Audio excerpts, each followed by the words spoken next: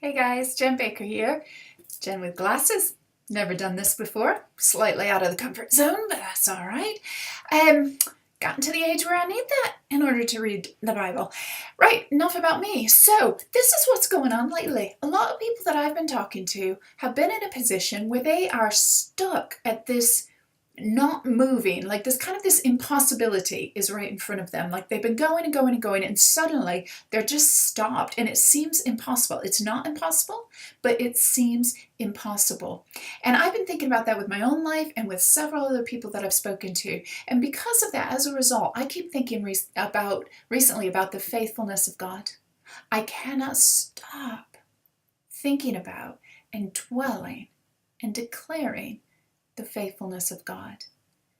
And I think some of us need to be reminded today, God is faithful. He is faithful. He is faithful.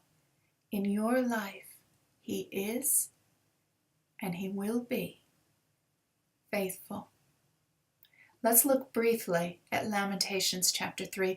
Very familiar. We know that the scripture goes into talking about how God's compassions don't fail and how He is faithful.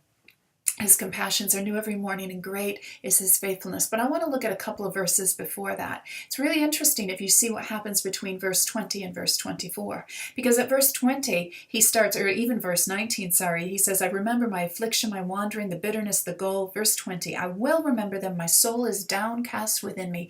He is at a point of feeling downcast and depressed. And some people right now are teetering on the edge of going into that place. So what does he do? One 3-letter little word changes everything. The very next verse, he says, yet.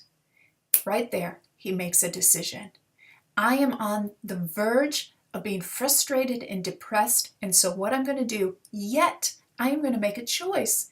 And what he chooses to do, verse 21, yet this I call to mind, and therefore I have hope. He chooses what he thinks on, because what we think we say, what we say we do. So when he is on the verge of getting frustrated, suddenly, no, I stop and I make a choice of what I'm going to think on. And then the very next verse, verse 22, is when it says, because of the Lord's great love, we're not consumed. His compassions never fail. Suddenly what he's done is he's moved to a place of remembering, wait a minute, God has never failed me. He has never, ever failed. God cannot fail, and He has not failed. So he chooses to remember that. But then the next verse, in verse 23, they are new every morning. Great is your faithfulness. He moves from remembering to declaring, wait a minute, you were faithful.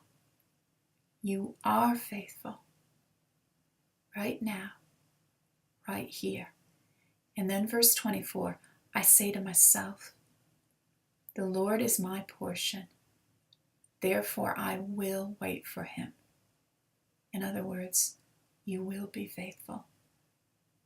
I'm on the edge of frustration. I'm on the edge of I'm not sure how this is going to work. So I choose what I'm going to think, then I choose to remember, then I choose to declare, and then I choose to worship. And that's what we need to do to move into a place of peace, as we wait on the faithfulness of God to bring us into the freedom of our next season. Bless you.